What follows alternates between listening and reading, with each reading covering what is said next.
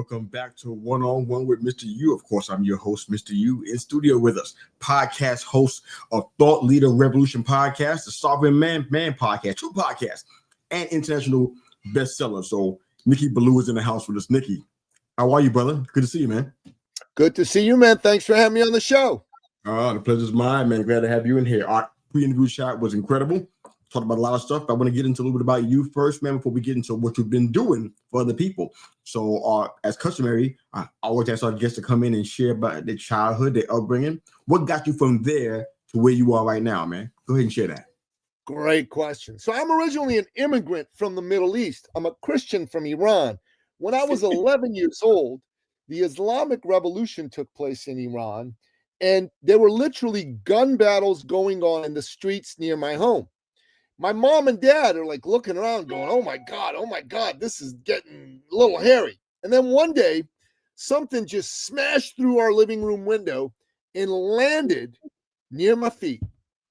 It was a bottle, and there was a wick in it, and it was burning, and it was full of liquid. I didn't know what it was, but my dad did. He grabbed it, and he pulled out the wick. It was a Molotov cocktail.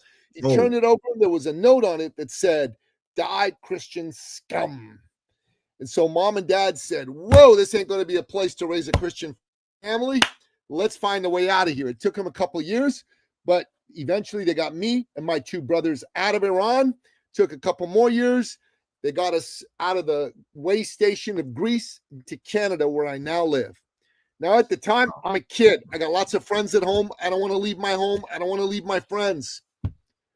But as time went on, man, I started to see the nobility of my mom and dad's sacrifice. They left behind everything and everyone they knew for a chance at a better life for me and my two brothers. And I started to see that they were trying to create a legacy of freedom for us. Because in Iran, if you said the wrong thing, you know, people would knock on your door in the middle of the night, grab you and your family, drag you to Evin prison, and you might never come back. You could do whatever you wanted in Canada. You could call the leader of your country any name you wanted, and no one was going to grab you and throw you in jail for it.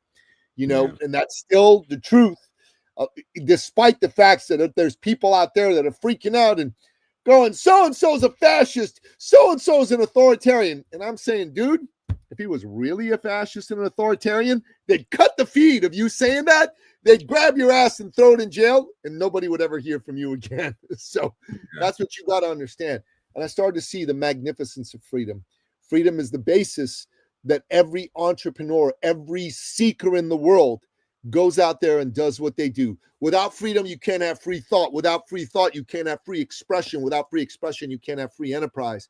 And every entrepreneur needs free enterprise, because every entrepreneur with a dream is at their heart and core and soul a seeker, and they rely on freedom. And so I saw freedom is what I'm all about. I'm all about helping people leverage freedom. I call myself the freedom man, and the world is all about more people being free. And the first freedom that I'm all about is I want you to be free of financial worry. I want you to make money. I want you to be rich. I want you to be able to have all that you can have and be all that you can be. I love it, man. I love it. That story is the stuff that I grew up hearing about. Never meeting anybody who actually did it. Well, not for a while, but I grew up in New York City, so I was in a melting pot. People from all across the world, all across the globe, trying to get there. I literally like, why do you want to be here? But now I understand even more. Now your story helps crystallize that. They came from a place that's not like where we're from. They didn't have the liberties that we have. So I can see why they crossed vast seas to get here. So I get that, man. Thank you for sharing your story, man. Thank you for wanting to see people free, you know, like you are, because of what you've seen. So I'm loving this. I love to get into this a little bit more. You talked about your love for people, and I love hearing that, because you might be the first guest I had in over 50 shows that talks about their love for people. I don't think I've ever heard that before. Where do you think, in your opinion, your love for people shows the most? Where do you see it the most? Well, you know, it comes from my father, my late father, man. My late father is the greatest man I've ever had the privilege of meeting in my entire life. And I've met a lot of incredible people. He was the kind of man, you know, if you knew him, right? And you were trying to find a job, he'd either get you a job himself or he'd clear his calendar, sit you in his office and call all his buddies who owned companies or were like high-level people in government until he got you a job. And then if you were trying to start a business, he'd clear his calendar, sit down, listen to you, give you good advice, get you in touch with people with capital, get you in touch with people who could be customers. And if, let's say you were his friend and you were in Iran, you were trying to buy a car or a house, like the way it was is the banks would only give you so much. It didn't matter if that was what you needed or not. They said, we're giving you this much. So if you were like 1,000 short, 2,000 short, 5,000 short, 10,000 short, 20,000 short, you go up to him and you go, Mr. Billou, hey, listen, I need some money, buy this car, this home. And he's got, how much do you need? And you tell him, he writes you a check. And people go, what? He writes you a check. And then people go, well, that was some sort of loan, right? I go, yeah, lots of people thought that it was some sort of loan. But then when they went to go pay him back, he'd say, get out of here. He says, what are you talking about? Get out of here. You gave me a loan. He says, I didn't give you a loan. You asked for my help and I helped you. And then he said, come on, no, I got to pay you back. No. He said, don't insult me. Wow. You know, and then people would go and say, so what am I supposed to do with this money? He said, go find somebody who was as desperate as you were when you came to see me and help them with it. And they just go look at him and go, who is this dude, man? Like, and then I tell the story and there's people like you that go, wow. And there's other people that go, they're cynical. That's not real. Nobody does that. And I'm like, no, for real, man. My dad did that. He said, who'd do that? Why would he do that? You know? And I tell them, that's a real question. They go, yeah, it's a real question. I go, all right, I'll answer you. First and foremost, he was a devout and committed Christian. He believed he'd been blessed by his Lord and Savior, Jesus Christ. And it was his duty as a Christian to share those blessings with other people. Now, my dad was not someone who took himself super seriously, but he took his faith super seriously. Yeah. And secondly, he did it because he could, man. He was successful. He was rich. This was not a hardship for him to write 1,000, 5,000, 10, or even 20,000 check. He could do it. And me growing up, I wanted to be like my dad. My dad would tell me every day, son, life is about people, not about numbers or money. And then he'd say to me, son, even business is about people, not money. And I'm like, Dad, help me understand. Because without money, how do you do business? He said, son, that's true. But without people, how do you do business? Because all business is you solve problems for people and you make a profit. There you go. And that was it. And I'm like, okay. So I decided to get into the business of people, of helping people win, helping people succeed. And it was my father that really inspired me. And he also told me, son, remember, everybody has moments where their self-belief wobbles, right? Sure. And it's your job to believe in them, to see that, to encourage them, to push them forward. You do that, you're going to rock. I love that, man. I love that. Thank you. I love talking to men about mental health because I feel like it's an overlooked topic. You mentioned in our discussions about the impact of the pandemic and the lockdowns and the isolation and all the things that went on with wars and inflation and you name it, just upheaval all across the board. Tell me how you, as successful as you are, doing all the things you're doing and serving so many people, how do you guard your mental health? What do you do? How do you help other people who may need to have that same help? What do you do there? That's a great question. So years ago, one of my mentors introduced me to a book written by a guy named Norman Cousins called Anatomy of an Illness. So Norman Cousins, this in the 60s, he visited Soviet Russia back then, and he got sick and he didn't know why. And he came back to America, and he's in a hospital and he's getting worse. And people think he's about to die, right? So what they did is they put a TV in his room and they started playing like some comedies for him, like on tapes. So Norman started like laughing. And as time went on, he started to get better. And it was no medicine. It was just laughter. And he started to watch more funny movies, shows, whatever. So for me, I like to laugh. I like to watch stuff that's funny. So I was watching some prankster videos on Facebook. That'll do it. I was just laughing my butt off. There were some really, really funny videos, a little politically incorrect, but they were funny as all get out. Right. Yeah. The more I can laugh, the better I feel. And then I listen to inspirational podcasts. I go on shows like yours where I get to have conversations like this. This is good for my mental health. Like being on a show with you for half an hour, I'm going to feel great at the end of it. Right. And I also, it's truth though. It's truth. Like if you're participating in a powerful conversation, you will feel better. Your mental health will improve. So I get to do this 4, 5, 6 times a week, my own shows and other people's shows. Right. Wow, and then finally, man, there's music. Like music is really God's gift to humanity. And music just can soothe the soul. Like if you listen to a song that you love, right? Like, I'm going to betray my age here, but one of the songs that always makes me feel good is the theme from Rocky. You know the one I'm talking about? Yeah. Like I listen to that, man. I just like dance, I bop, I start to do the little Rocky jog, on the spot, right? And I go, and then there's the other song, another Rocky. This isn't the theme. This is the Eye of the Tiger. That one from the okay. I'm with you. Yeah. Clubber Lang, Mr. T. All that jazz. And then there's what's his name? Apollo Creed is like getting in his face. What's wrong with you, man? Why are you being such a little bitch? Like he's telling him, and you listen to that song, Eye of the Tiger, Rock. You gotta have that Eye of the Tiger. I remember that. Eye of the Tiger. That wakes me up. So I listen to songs like that. And I got like a list of like 10, 20 songs. Every time I listen to those songs, man, I just feel awesome. And mental health is a decision. You can let the world program your mental health with all the bullshit it throws your way, or you can program your mental health by deliberately choosing what you're going to consume and what you're going to let come into your awareness. So that's the way I see it. I love it. You experience, besides helping people, you experience some incredible transformations in your life. I'd love for you to share briefly the story about your body transformation. That's amazing, because I think what you have highlighted, the world around us says you can't get there at that age. You can't do it. Yeah. But you define the odds. Do you mind sharing that story real quick? Is that okay? Sure. Yeah. It's your podcast, man. You ask the questions, I answer them. That's how it works. So,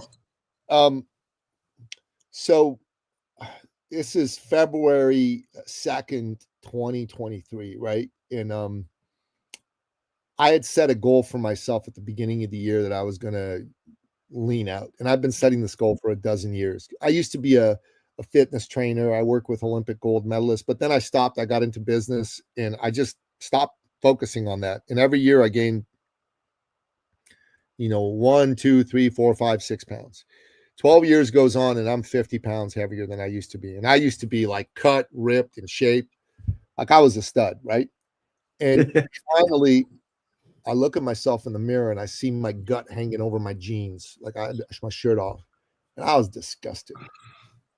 So,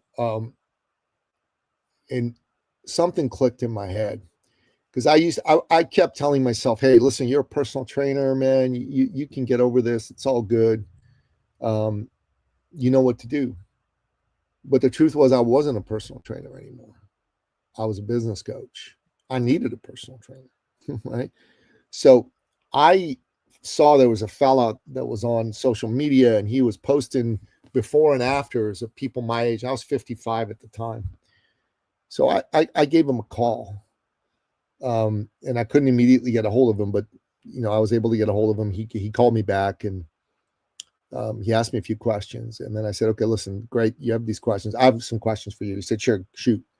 I said, first of all, I'm 55 years old. Do you think it's possible for me? Because I bought that it's too old. I'm too old. I bought it. I bought the bullshit. You know what I mean? I was blue pilled. I was blue pilled with you're going to stay fat and you're going to manage your decline. And he said, absolutely. I've done it for lots of guys. I said, okay.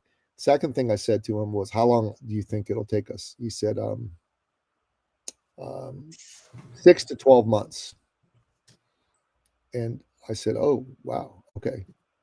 I said, all right, how soon can we start? He said, right away. So I didn't even ask him what he charged. Like I gave him my credit card before I knew what he charged. Like, Wow. you know what I'm saying? Because I was not in this, the money was not going to have any impact on whether I signed up with him or not. As it turned out, his fees were beyond reasonable, right? They weren't cheap, but they were very reasonable. Fair. And so I started working with this fellow. And one promise I made to myself was that I was going to do whatever he told me to do. I was not going to be somebody who was going to fight with the coaching, especially because I used to be a trainer and I knew a lot about this, right? And I did whatever he said, you know, and there were lots of times in my mind, I'm like, oh, I know better. This, nope, do what he says. And within 6 months, I went from 227 pounds to 169 pounds, 58-pound loss. So then I told him, let's reshape my body. I want to do a competition. And so I gained about 25 pounds, and then I cut back all the way down to 167, and I did a competition. Wow. And then he told me, I came in third. And then he told me, why don't you go for your IFBB pro bodybuilding card? And at first I said, but what for? I don't want to be a pro bodybuilder. He said, why not? It's a great achievement. And you can go for it at the age of 60. So I was 57 last year. I said, okay, fuck it, let's do it. So I am now in the midst of a journey, and I'm in the bulking phase. So I've actually put back on weight deliberately. Our goal right now is to lean me out a little bit, but still continue to gain muscle. And then in 2 years, in 2 summers, I'm going to start going for my card because I'll be 60 in August of 2027. Right. And the journey is, there's a few things I learned from this. One is you need coaching. Like, I didn't know how to do this anymore. I bought some negative beliefs. I needed somebody who believed in me and could show me that this could be done. I needed their certainty, their belief. So you need that. Everyone who wants to be successful, anything, needs to have mentoring and coaching. You have to invest in yourself. You're the most important asset in your life and in your business. If you're unwilling to invest in you, you're going to lose. You cannot win as well. You've got to invest in you. You're the most important asset you got. So you got to do that. And then you got to be coachable. You got to take the coaching, you got to take the mentoring. You can't argue with the coaching. If you argue with the coaching, you're screwed, right? And then secondly, there's got to be a point in your life where you make a decisive decision and a commitment to whatever it is you're going after. So I wanted to get lean at that point in time, right? Maybe you want to grow your business by $250,000, $500,000, $1 million. That level of decisive commitment is what is required. And then finally, you got to get resourceful. You got to invest the time, energy, money, and whatever it takes. You can't say, I can't afford it. Find a way, right? You can't say, I don't have the time. Find the time. John. Right? You can't say, I don't know. I got so much else going on. I'm distracted. Get focused. Resourcefulness is more important than resources. It doesn't matter how much money you have. It matters how resourceful you are, right? How willing are you to come up with whatever it takes to win? The attitude of winners is whatever it takes. The attitude of losers is, things aren't lining up. I'm not going to do it. That's the truth. That's how do you get most people out of their comfort zone? How do you normally get people out of their comfort zone? What do you employ? What kind of methods do you employ to get them out of their comfort zone? Well, I have conversations like the one I'm having with you right now with them around, are you these 3 things? Are you decisive and committed? Are you coachable and willing to invest in your own coaching? And are you resourceful? Are you willing to come up with the money, the time, the energy to get it done? And I make them sell that to me. They got to sell me that there are these 3 things. If they're not, I let them go. No, that's fair. I love that. Tell me about, you got 2 podcasts, the Thought Leader Revolution podcast and the Sovereign Man podcast. Why did you start those, and what are you trying to achieve with both? Well, the Thought Leader Revolution was a business podcast that I wanted to put out there to help, build visibility and brand awareness for myself and the kind of work that I do. And the thought was to interview some of the world's leading business thought leaders, business visionaries. So like we've had some crazy guests on the show, man. So I've had Jack Canfield from Chicken Soup for the Soul, right? I've had Dr. John Maxwell, the number one leadership author in the world, right? He sold like 50 million books. Like it's a crazy number like that, right?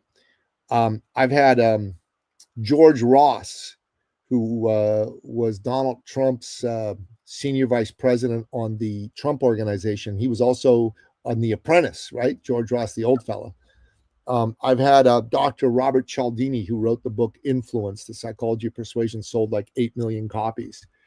You know, I've had some crazy people, bro, on the show. I've also had people that are just very accomplished, but not necessarily business people. So I had Rick Vive, who was the captain of the Toronto Maple Leafs in the NHL, the first Toronto Maple Leaf to score 50 goals in a season. He didn't do it once, he did it 3 times. That was kind of cool, right? I had Tamara Lick, a Métis Indian grandmother here in Canada who organized the Freedom Trucker Convoy to Ottawa that got rid of the vaccine mandates in Canada. Incredible lady, you know. And yeah, I have Dr. Ivan Meisner, the founder of BNI, the world's largest referral networking organization. He's been on the show. I've had Kevin Sorbo, Hercules from TV, man. He's been on the show. Like, I've had some crazy people on the show, bro. You know what I'm saying? Like it, man. Like yeah. it. Yeah. So, and I'm a very curious man, so I ask a lot of probing questions, and I learn from them. And you know, I'm sure you agree with me. Every time I interview somebody, it's like they're giving me a free coaching session. You know, yeah. I ask questions about things I'm curious about and want to learn, and they give me their wisdom for free. So it's just absolutely tremendous, right? That happens. So that's what's good about it. And the people that get to listen to the show, you know, they get to learn from some of these super bright people. And they get me, and I got pretty good energy. You know, I bring a lot of excitement to shows, and I also am a very skilled interviewer. So I ask really good questions that they would want to have asked, and we bring these questions to people. So that's that one. Sovereign Man. You know, I believe we're living in an era where men and manhood and masculinity are being denigrated and attacked. Absolutely. This is bad for the world, bad for men, bad for women, bad for children, bad for society. And so I created a program called a Circle within the Sovereign Man movement, where we meet with men to basically have iron sharpen iron, elevate them, uplift them, uphold them. And the podcast is really a way to support those men, to have them learn. We bring great guests on the show. We also bring guests to speak at our meetings. And when they come to our meetings, we record that and we put that on that show.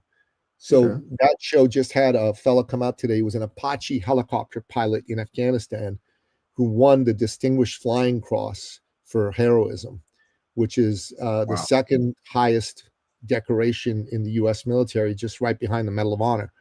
You don't get a Distinguished Flying Cross unless you have done something unbelievably crazy and heroic. And when he tells the story of that, and if you listen to the podcast, you can hear it, you will be blown away by A, how humble this dude is, and B, how crazy brave he is. And I think every person in America ought to be grateful to these men and women, brave, tough, rough men and women, mostly men, let's be honest, that are willing to fight, to bleed, to die, so the rest of us can, you know, sleep comfortably under the blanket of freedom that they provide, and go after our lives and do all of that. And people don't understand that in most countries, you know, there's a lot of strife, and they don't have this. They don't have people that are fighting to keep them free and to keep them safe. So I just thought this man's story was really cool. And he's got a cool name, Brian Slade. You know what I mean? Slade, man. That's just like a badass name. So No, that's good, man. Those sound like two awesome podcasts: the Thought Leader Revolution podcast and the Sovereign Man podcast. If you guys are watching and listening, you're interested in that, check it out. We'll have a whole lot of time left. So I want to get into a few things that you're doing. Well, a couple of things that you're doing, and then we'll go ahead and close our show out with our final question. But I want to get into what you've been doing to help entrepreneurs. I have many entrepreneurs that are in our listenership that are watching and listening today. Yeah. I'm sure that if I say to them, how can you make $1 million the right way? How can you add $1 million income in 3 years or less? I'm sure their ears are going to perk up. The ears probably already perked up already. Let me tell you the story of a fellow who did that, right? With our help. So his name is Dan, and he's a personal fitness trainer, right? Okay. So when I met him, Dan was a really good guy, but he was also a really broke guy. He had 7 clients and he made $1,200 a month. You're from New York City. Dan and I live in Toronto. They call Toronto the New York City of Canada. Now, let me ask you a question. $1,200 a month, would that go a long way in New York City, or are you pretty much broke? You know that. Right? There you go, right? So Dan was broke. Dan came to me because I had another client who'd been doing well and said, Dan, you should go talk to this dude. And he did. And so I'm sitting with him and I'm going, all right, Dan, you want to make more money, obviously. He goes, yeah. And I said, so tell me, who's your ideal client? What do you do for him? And he couldn't answer the question. He said, listen, I'm a fitness trainer. I can do anything, man. I can help you lose weight. I can help you gain muscle, blah, blah, blah. And I'm like, Danny, no, man, that's why you're not making money. You're all things to all people. So you're nothing to nobody. Nobody knows why they should work with you. So we got to narrow that focus. And he says, okay, so how do I do that? And I was starting to tell him, and he goes, okay, I got it. I'm going to work with doctors. I'm like, doctors? I came out of left field. What's that all about? He says, well, my dad's a doctor and I love my dad. I go, that's nice. Why else? He said, don't doctors make a lot of money, man? I want to work with people who make a lot of money. And I'm like, while, you know, your clients having money is obviously something to take into account. If that's your number one focus on why you want to work with somebody, let's be honest, that's not going to be a great focus, right? So I told Dan that, and he said, I don't care. I'm going to do it anyways. And he did. He got 1 or 2 clients, but no big deal. And then he comes to me and he goes, well, you know, Nicky, what do I do? And I said, you know, Dan, you didn't listen to me. You just went after a group with no real reason to go after them. He goes, okay, all right. You said I should narrow, right? I go, narrow's good. He said, okay, I'll do cardiologists. I'm like, cardiologists? Oh. He said, yeah, cardiologists make more money than doctors. I'm like, did I not get through to you about, you know, don't focus on the money? And he goes, no, I'm doing this. So he got no cardiologist clients. But what he did do is there was a fellow who was a Paralympian athlete. His name was Papito Wilson. And he was one of these Afro-Cuban guys, right? Really cool dude, really big energy, but he was missing a leg. You know what I mean? Yeah. And man, you should watch him dance even with that one leg in the prosthetic. It was wild to watch. you know, I was very impressed with that man's dancing skills on one. He's a better dancer with one little good leg than I am with 2 legs. That just should tell you something, right?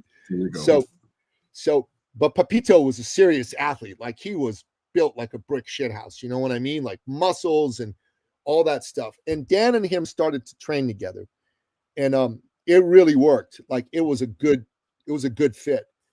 And he won medals at major international competitions. I think he may have even won gold medals, like serious. That's amazing. Yeah, that's amazing.